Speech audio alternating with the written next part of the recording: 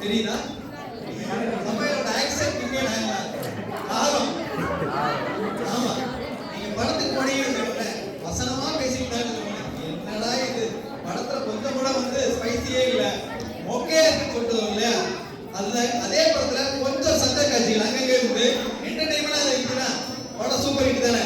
அதே தான் பிரியாணி ஆர்டர் பண்ணிட்டு சப்போர்ட் வச்சுக்கோங்களேன், இன்கமிங்கே போவாரு, வாங்கிட்டு அப்படியே கீழே விட்டுரும். அதுலயே கொஞ்சம் ஸ்பைசி கரெக்டா இருந்து கொடுத்தாங்க எக்ஸ்ட்ராவா வாங்கி சாப்பிடுவோம். ஆனா அதுவே எக்ஸ்ட்ரா ஸ்பைசி இருந்தாலும் வச்சுக்கோங்களேன், அவுட் கோயிங் அன்லிமிட்டட் ஆயிடும்.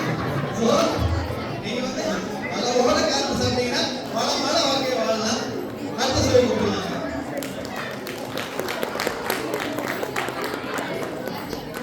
உப்பில்லாத பண்டம் குப்பையிலேங்க. நான் தான் உப்பு சுவை.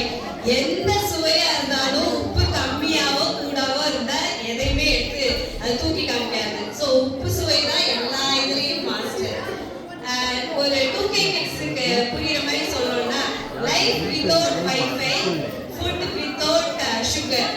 ஸோ ரெண்டையுமே நீங்க கரெக்டா யூஸ் பண்ணணும். வைஃபையையும் பக்குவமா யூஸ் பண்ணுங்க, சால்ட்டையும் கரெக்டா போட்டீங்கன்னா உங்க டிஷ் சூப்பரா இருக்கும். அடுத்த சுவையா இருக்கும். ஒரு நிமிஷம்.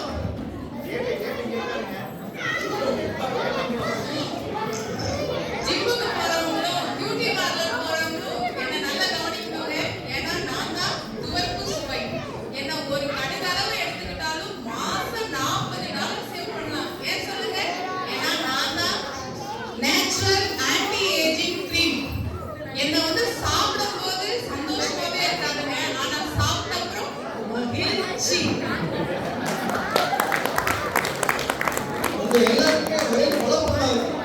ஏன்னா ஆறு பேருமே ஸ்வீட் பர்சன்ஸ் தானே. அது என்ன உப்பு காரம் உப்பு புளிப்பு வந்திருக்காங்க. இது எல்லாமே சீட்டு குடிக்க போட்டு ரேண்டமா வந்ததாங்க.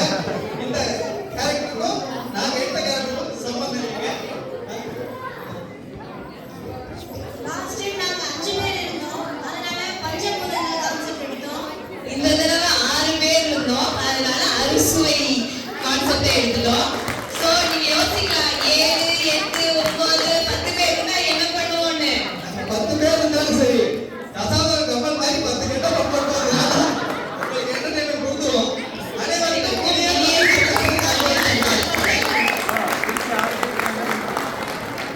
ஆமா.